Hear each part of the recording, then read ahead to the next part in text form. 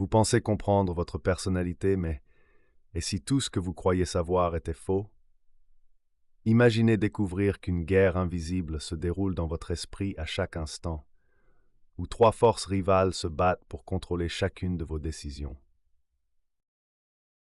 Cette guerre détermine qui vous êtes vraiment. Aujourd'hui, nous plongeons dans l'univers fascinant de Sigmund Freud et sa théorie psychanalytique qui a révolutionné notre compréhension de la personnalité humaine. Préparez-vous à explorer les profondeurs cachées de votre psychisme et à découvrir des vérités troublantes sur vous-même.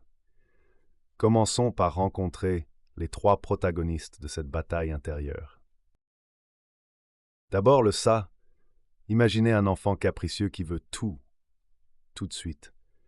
Cette force primitive recherche uniquement le plaisir et évite la douleur à tout prix. C'est la partie de vous qui attrape compulsivement la nourriture quand vous avez faim ou qui agit impulsivement sans réfléchir aux conséquences. Le ça fonctionne selon le principe de plaisir immédiat. Quand vous ressentez une envie pressante de manger ce gâteau au chocolat malgré votre régime, c'est votre ça qui parle. Cette instance psychique ne connaît ni morale ni logique. Elle veut simplement la satisfaction instantanée de ses désirs. Mais heureusement pour la société, une autre force entre en jeu, le surmoi. Représentez-vous un juge sévère qui connaît parfaitement toutes les règles sociales et morales. Le surmoi agit comme votre conscience, essayant constamment de contrôler les pulsions sauvages du ça. Cette instance représente l'intériorisation des normes parentales et sociales. Quand vous ressentez de la culpabilité après avoir cédé à une tentation, c'est votre surmoi qui réagit. Il cherche la perfection morale et peut être impitoyablement critique envers vos échecs. Entre ces deux extrêmes se trouve le moi, le négociateur diplomatique de votre personnalité.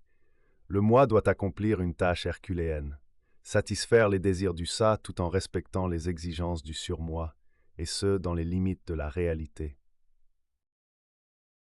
Imaginez le moi comme un parent épuisé, essayant de gérer deux enfants en conflit permanent. Il doit trouver des compromis créatifs, des solutions qui permettent une certaine satisfaction tout en évitant les catastrophes sociales ou morales. Cette dynamique complexe façonne chaque aspect de votre comportement. Quand vous hésitez entre prendre une pause bien méritée ou continuer à travailler, c'est cette bataille triangulaire qui se déroule dans votre inconscient. Freud ne s'est pas arrêté là. Il a proposé que notre personnalité se forme à travers 5 stades psychosexuels cruciaux. Chaque stade représente un champ de bataille où le conflit entre nos instances psychiques détermine notre développement futur. Le premier stade, oral, se déroule durant la petite enfance. L'énergie libidinale se concentre autour de la bouche. Les difficultés durant cette période peuvent créer des fixations qui persistent à l'âge adulte. Pensez aux habitudes de grignotage compulsif ou au tabagisme. Ensuite vient le stade anal, centré sur l'apprentissage de la propreté. Les conflits ici peuvent produire deux types de personnalités. Soit quelqu'un d'obsessionnellement ordonné et contrôlant, soit à l'inverse, une personne désorganisée et négligente. C'est de là que vient l'expression « coincé anal ». Le troisième stade, phallique, introduit des concepts controversés. Freud suggérait que les enfants développent des attractions inconscientes vers le parent du sexe opposé, créant le complexe d'Oedipe chez les garçons et l'envie du pénis chez les filles. Ces idées peuvent sembler choquantes aujourd'hui, et elles l'étaient déjà à l'époque de Freud. Beaucoup critiquent cette vision comme étant sexiste et non scientifique. Cependant, l'essence du message reste pertinente. Nos premières expériences façonnent profondément notre personnalité adulte.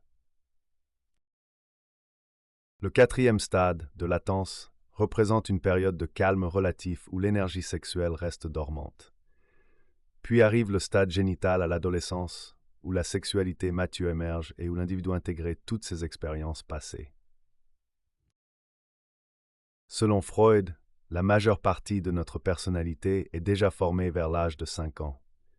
Cette affirmation révolutionnaire suggère que nos années les plus formatrices se déroulent avant même que nous puissions les comprendre consciemment. Mais voici où cela devient vraiment intéressant. Freud croyait que nous refoulons massivement nos émotions et souvenirs traumatisants dans l'inconscient. Ces éléments refoulés continuent d'influencer notre comportement adulte de manière invisible. La thérapie psychanalytique est née de cette compréhension. L'objectif devient de ramener ces contenus inconscients à la conscience, permettant ainsi une résolution des conflits internes qui nous limitent. Imaginez votre inconscient comme un iceberg. La partie visible représente votre conscience, mais la masse cachée sous l'eau contient des forces puissantes qui dirigent secrètement votre vie. La psychanalyse tente d'explorer ces profondeurs cachées. Cette approche diffère radicalement des autres théories de la personnalité. Alors que certaines se concentrent sur les comportements observables ou les traits mesurables, Freud nous invite à chercher plus profondément dans les recoins sombres de notre psychisme. Bien sûr, les théories freudiennes font face à de nombreuses critiques légitimes. L'absence de recherche empirique rigoureuse, l'accent excessif sur la sexualité et certaines perspectives désuètes sur les femmes sont problématiques selon les standards scientifiques modernes. Cependant, l'impact de Freud reste indéniable. Il a introduit l'idée révolutionnaire que nous ne sommes pas entièrement maîtres de nos actions, que des forces inconscientes puissantes influencent constamment nos choix. Cette perspective transforme notre compréhension de nous-mêmes. Combien de vos réactions automatiques, de vos préférences inexpliquées ou de vos phobies irrationnelles pourraient s'enraciner dans des expériences précoces oubliées? Pensez au moment où vous agissez d'une manière qui vous surprend vous-même. Ces comportements inattendus pourraient refléter l'émergence temporaire de contenus inconscients, révélant des aspects cachés de personnalité. La psychanalyse nous enseigne également l'importance des mécanismes de défense, ces stratégies inconscientes que nous développons pour protéger notre moi fragile. Le déni, la projection, la rationalisation deviennent des outils de survie psychologique.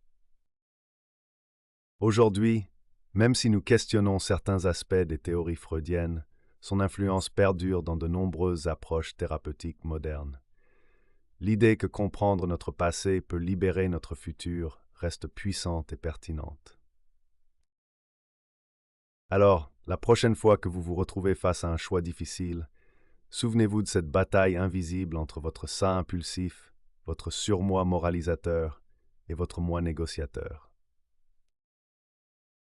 Peut-être commencerez-vous à percevoir les forces complexes qui façonnent véritablement qui vous êtes. La personnalité humaine reste un mystère fascinant, et Freud nous a offert une carte pour explorer ces territoires les plus obscurs.